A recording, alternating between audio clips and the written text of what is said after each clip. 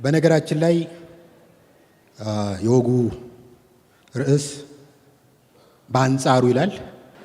የአበሻ ሴቶች እኛን ወንዶችን በብዙ ነገር ይበልጡናል።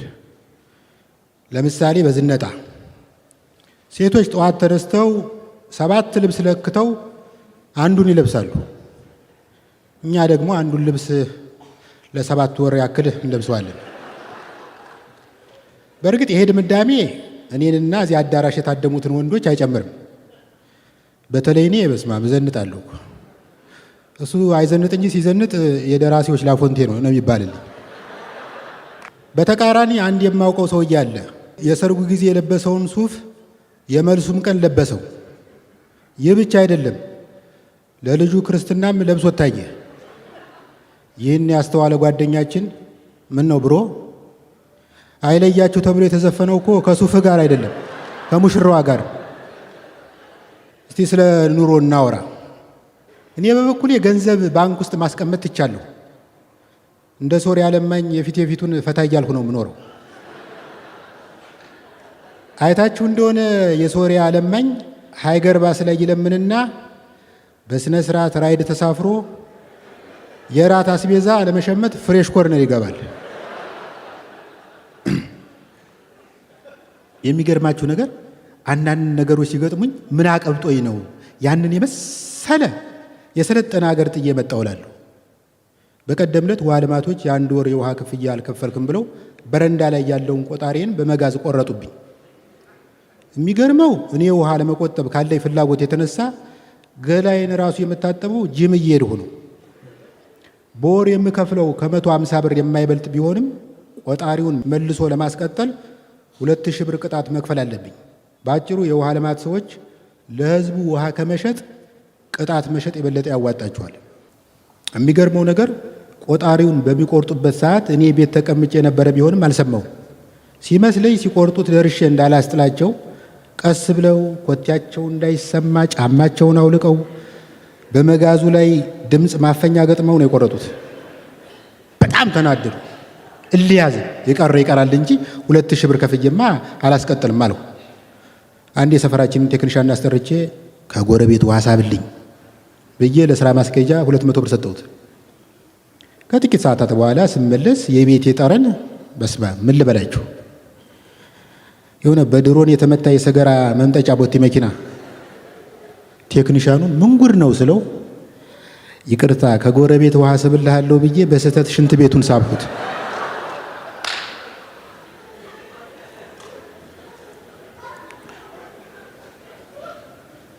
ያው እንደምታውቁት ወይም እንደማታውቁት በሰለጠኑ ሀገሮች በረዶና ሱናሚ የቀላቀለ ዝናብ ቀኑን ሙሉ ዘንቦ መብራት አይቋረጥም። የሚገርማቸው የሆነ ጊዜ ላይ በኒውዮርክ ከተማ ወክ እያደረኩ መንገድ ላይ የቆመ ዛፍ ነፋስ ገፍቶት ኤሌክትሪክ ገመድ ላይ ወደቀ። አሁን ኤሌክትሪክ ይቋረጣል ብዬ ሳስብ ጭራሽ ዛፉ በራ።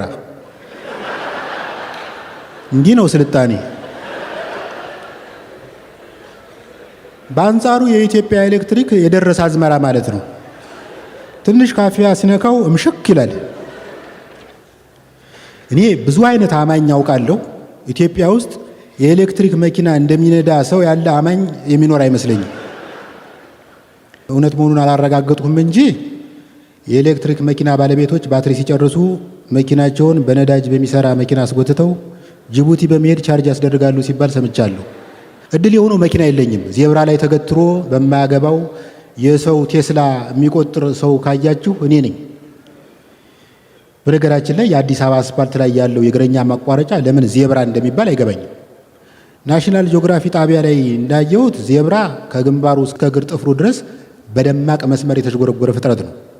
በአንጻሩ የከተማችን የእግረኛ ማቋረጫ መንገድ የሆነ ምን ልባላችሁ አመድ ላይ ናፕ አድርጎ የተነሳ የወፍጮ ቤት አህያ ነው የሚመስለው።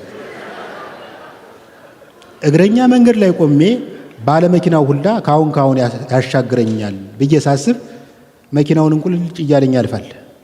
አሁንማ አሽከርካሪዎች እለፍ የሚል ምልክት ካሳዩኝ ራሱ አላምናቸው። አነጣጥረው ለመግጨት የሚያመቻቹኝ ነው የሚመስለኝ። ባለፈው የአንድ ክፍለ ከተማ ህዝብ በእግረኛ ማቋረጫው ዳር ተከማችቶ አሻጋሪ ይጠባበቃል። ቢጫ የለበሱ ተለማማጅ ትራፊኮች መንገዱ ዳር ቆመው ዘናጭ መኪኖችን በፈገግታ ያሳልፋሉ። እኛ እግረኞች ልንሻገር ስንቃጣ እዛው ባለበት የሚል ምልክት ያሳዩናል። የሆነ ጊዜ ላይ መንገዱ ዳር ረጅም ጊዜ ከመቆማችን የተነሳ አብረውኝ ለቆሙ እግረኞች መሪ የመሆን ፍላጎት ውስጥ ያቆጠቆጠ። ወደ ተከማቸው እግረኛ ዞር አልኩና ጎበዝ ተከተሉኝ፣ ያለቀው አልቆ የተረፍነው እንሻገራለን። የሆነ ጊዜ ደግሞ ችሎ ማደር ብዬ የሰየሙትን ጫማዬን እየነዳው ወደ ሰፈሬ ስገሰግስ ከኋላዬ አንዲት ድክም ያለች ላዳ አስፓልቱ ላይ ስታዘግም አየሁ። መኪናይቱን ብታዩት ታርጋ ያለው ዊልቸር ነው የምትመስለው። በጣም እየተጎተተች ስለምትሄድ ከኋላዋ ለሚከተሏት ዘመናዊ መኪኖች ስፒድ ብሬከር ሆና እንድታገለግል የተሰራች ነው የምትመስለው። ሹፌሩ ወዴት እንደሚነዳ አላወቅኩም። ሲመስለኝ መኪና መሰሏን ነገር የሆነ ራቅ ያለ ቦታ ጥሏት ለመመለስ እየነዳ ነው። አጅሬ እንደምንም እየተንፏቀቀ ደረሰብኝና በውቄ ይህ ፀሐይ ከሚዠልጥህ ግባ ልሸኝህ አለኝ። እምቢ እንዳልል ግብዣዬን ናቅ ብሎ በንዴት እንዳይገጨኝና በመኪናዋ ላይ ጉዳት እንዳላደርስ ሰጋሁ። በሩ እንዴት ነው የሚከፈተው ስለው እንደ ሰርዲን ክፈተው ብሎ መለሰልኝ። ገባው። እንደገባው ሾፌሩ ዳንቴል እንደሚሰራ ሰው 2 ሽቦችን አነካክቶ ሞተሩን ቆሰቆሰው። ከዚያ መብረቅ የመታው የአረብ ዲሽ የመሰለውን መሪ እየዘወረ ስናዘግም ከኋላ ያሉ መኪኖች የጥሩምባ ሩምታ ለቀቁብን። አይዞ አለኝ። አይዞ ክላክሱ ከደበረህ ሙሽራ የጫነ ሊሞዚን ውስጥ እንደተሳፈርክ ራስህን አሳመነው። ሰፈር እንደደረስኩ ውለታ መላሽ ያርገኝ ብዬ ለመውረድ ስቃጣ ውለታው እንደተጠበቀው ሆኖ 250 ብር ብቻ ክፈል አለኝ። በነፃ አይደለም እንዴ ስለው አባ በዚህ ዘመን ሬሳ እንኳን በነፃ አይሸኝም። ምን ማለት ነው?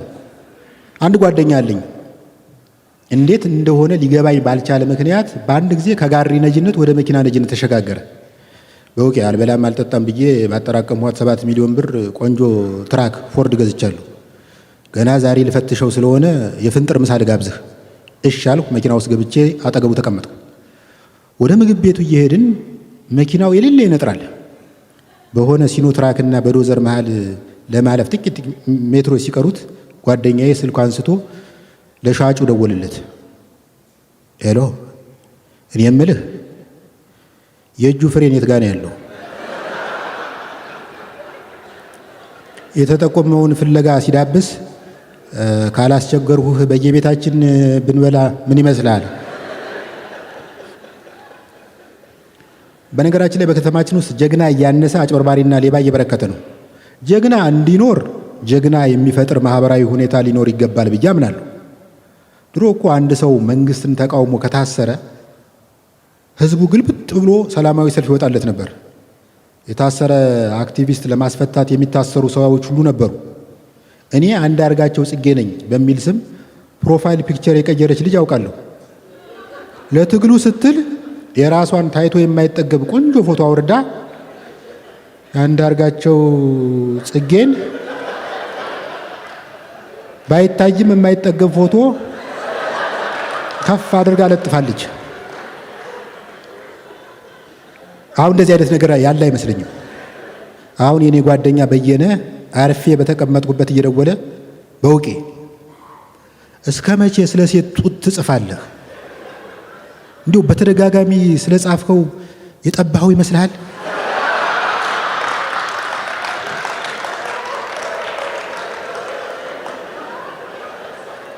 መቼ ነው ለነ አጅሬ የብዕርህን ጉልበት የምታሳያቸው? ህዝቡም እየጠበቀህ ነው እያለ ይጎተጉተኛል። እሺ ብዬ መንግስትን እንዳይሸጥ እንዳይለወጥ አድርጌ ሞልጬ ጽፌ ለጥፋለሁ እንበል።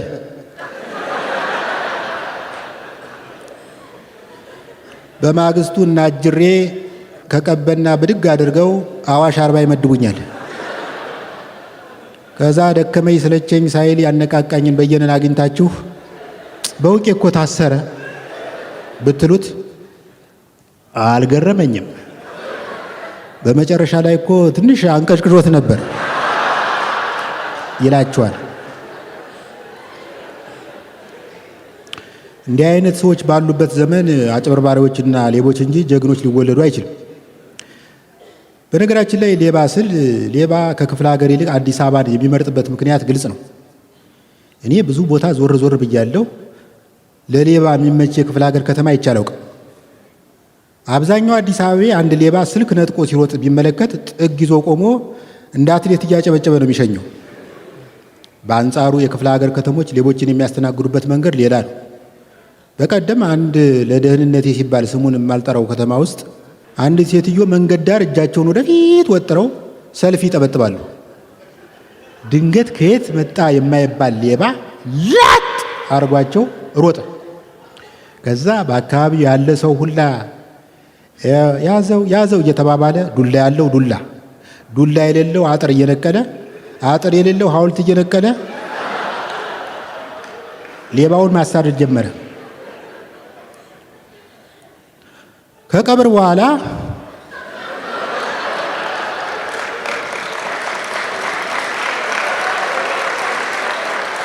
ከቀብር በኋላ ሴትዮዋን አግኝቼ ማዘር ሌባው ምን አይነት ሞባይል ነው የነጠቆት ስላቸው፣ ሞባይል አይደለም አነስ ያለች የፊት መስታወት ናት።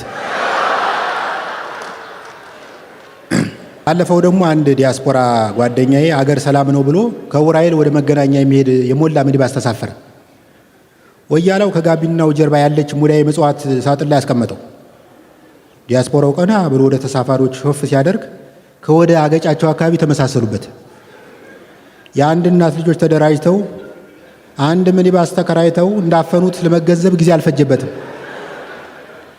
ሚኒባሱ በመገናኛ በኩል ሲያልፍ ጓደኛዬ እንደምንም ፊቱን በመስኮት አውጥቶ እርዱኝ ብሎ ጮኸ። መንገዱ ዳር የቆሙ ሽማግሌ ሰርታ አትበላም ጅግር አለ።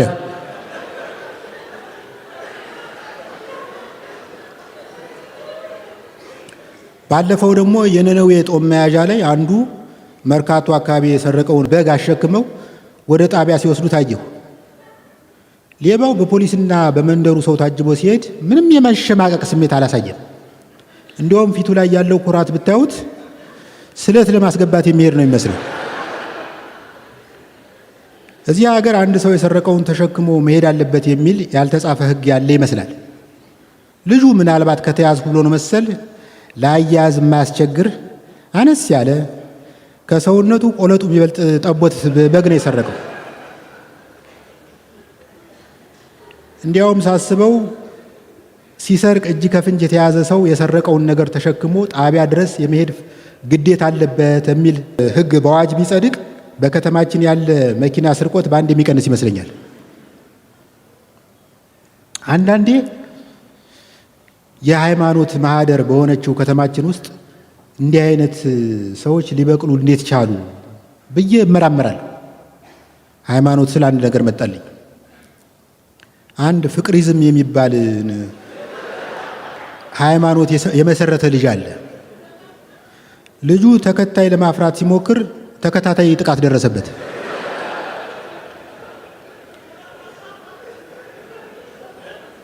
እኔ ለልጁ ማስተላለፍ የምሞክረው ነገር ቢኖር ይሄን ነው። ወንድሜ፣ እዚህ ሀገር አዲስ ሃይማኖት መመስረት ቀርቶ አዲስ ፓርቲ እንኳን መመስረት ከባድ ነው። ዝም ብለህ ተመስርቶ ባለቀ ሃይማኖት ውስጥ ገብተህ ድርሻ የምታነሳ ይሻላል።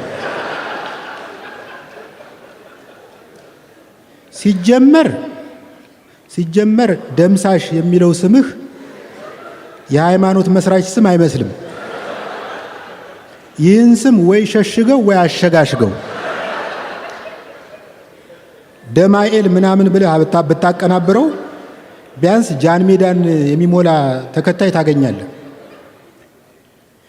በአሁኑ ጊዜ ትንቢት የሚናገር በቂ ሰው ስላለ አንተ ለለውጥ ያህል ያለፈውን ዘመን ተናገር። በዘይት መጸለይ የተበላበት ስለሆነ አንተ በዋዜ በዳጣ ምናምን ሞክር።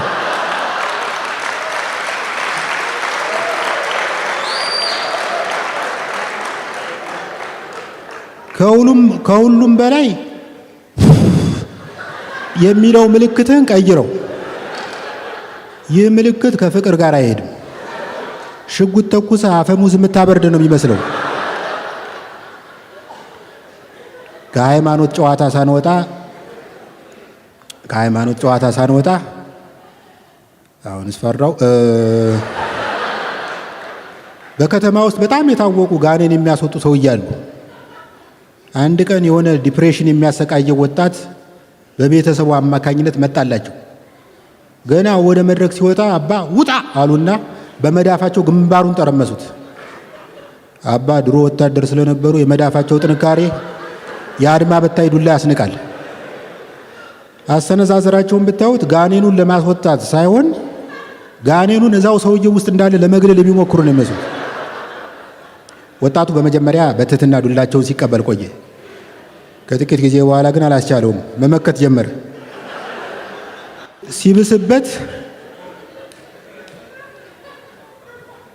ሲብስበት ሽል አለና አንዴ ኩልኩልታቸው ስር ደነበቀባቸው። አባ በጣም ተክዘው ወደ ጸሎት ቤታቸው ገብተው ለፖሊስ ደወሉ።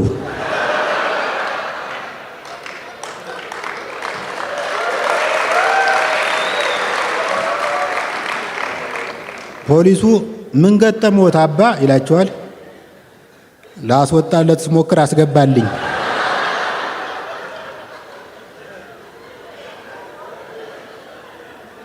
ቀደም ስለ ዲፕሬሽን ሳነሳ አንድ ነገር ትዝ አለኝ። አይታችሁ ከሆነ ራስን ማጥፋት ድርጊት ከመቼውም ጊዜ በላይ እየበረከተ ነው። በዚህ አጋጣሚ ራሳችሁን የማጥፋት እቅድ ያላችሁ ሰዎች እዚህ ካላችሁ በወንድምነት የመመክራችሁ አንድ ነገር ነው። አትቸኩሉ። ትንሽ ከታገሳችሁ እናንተን ለመግደል በፈቃደኝነት የሚተባበር አታጡ። ፍሬን የበጠሰ ሲኖትራክ ሊሆን ይችላል። የገጠር ሰርግ ላይ በታደማችሁበት የደስደስ የተተኮሰ ተባራሪ ጥይት ሊሆን ይችላል። በቅርቡ የሚለቀቀው ሲዝንቱ ኮቪድ ወረርሽኝ ሊሆን ይችላል። እዚህ ሀገር የሚያኗነው የለም እንጂ በጊዜ እንድትሞት የሚተባበር ብዙ ነው። ባለፈው አንዱ ከ5ኛ ፎቅ ላይ ራሱን ወርውሮ ከሰከሰ ሲባል እንዴት እንደነገጥኩ እኔ ነኝ የማውቀው። እኔ በህይወቴ አንድ ቀን ብቻ ከአፓርታማ 2ኛ ፎቅ ላይ ዘልያለሁ። እሱም የተከሰተው እንዴት ነው? ከፍቅረኛዬ ጋር እየተጫወትኩ ያለ ድንገት ባሏ የመኝታ ቤቱን በር አንኳኳ። በአጭሩ ራሴን ለመግደል ሳይሆን ራሴን ከግድያ ለማዳን ነው የዘለልኩት። በቀደም ለዚህ ፕሮግራም እየተዘጋጀው ቤቴን ዘግቼ ስልኬን አጥፍቼ ጠፋሁ። በ3ኛው ቀን 2 የልብ ጓደኞቼ የቤቴን በር ሰብረው ገቡ። ከእንቅልፌ ነቅቼ ምንድን ነው እላለሁ። ተመስገን 3 ቀን በተከታታይ ስጠፋ ጊዜ ራስን የገደልክ መስሎን ነው። ጤነኛ ነኝ፣ ምበለው አላጣሁም። ለምንድን ነው ራሴን ምገለው ምናምን አልኳቸው። ይቅርታ ጠይቀው ተሰናብተው ሊሄዱ ሲነሱ የተሰበረው በር ጉዳይስ አልኳቸው። አንደኛው አንተ ደህና 50 ሺህ ብር ብታወጣ ልታስጠግነው ትችላለህ። ጭራሽ እኔ ነኝ የማስጠግነው? ታዲያ እኛማ የማስገንጠያውን ከፈልን። በሉ አሁን ራሴን ለመግደል በቂ ምክንያት አለኝ። ቅድም የዓለም አቀፍ የሴቶችን ቀን በማስመልከት ስለ አበሻ ሴቶች ጀምሬ ነበር። አሁን የምዘጋው ስለ ፈረንጅ ሴቶች ያለኝን ተሞክሮ ለእናንተ ለወዳጆቼ በማጋራት ነው። አባቶቻችን ከፈረንጅ ጋር መዋጋት እንጂ ከፈረንጅ ጋር መጋባትን አላስተማሩም።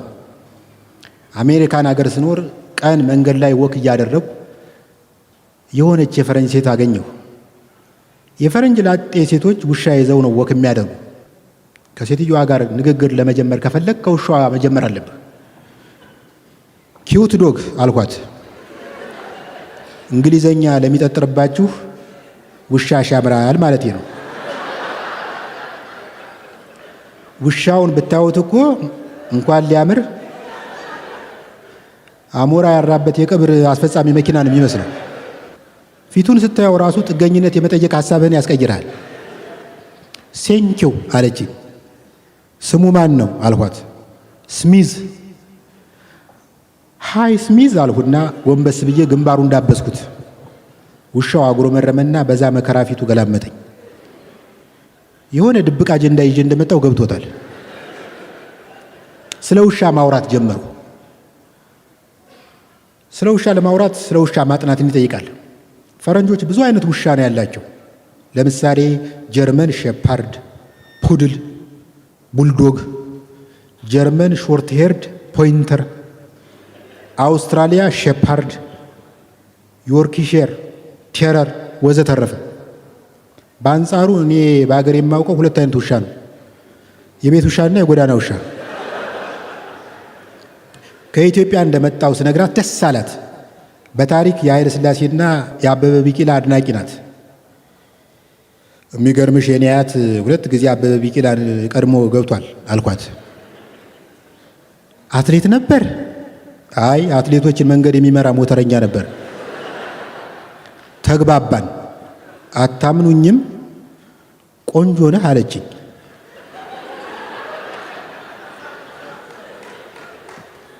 ቆንጆ ነህ ግን ጢምህን አታሳድገው። አጭር ሰው ጺሙን ሲያሳድግ የዕቃ ማጠቢያ ቡርሽ ነው የሚመስለው አለችኝ። አንድ ቀን ቤቷ ወሰደችኝ።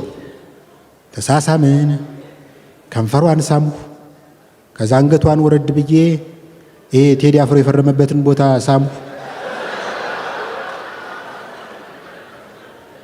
ማለቴ ፈረመበት የተባለውን ቦታ ሳምኩ። ሆዷን አሳመችኝ። ከዛ ማጅራቴን ይዛ ወደ ታች ልትደፍቀኝ ስትል ይቅርታ በሰው ሀገር እንዳልሞትብሽ አስም አለብኝ። ደህና መተን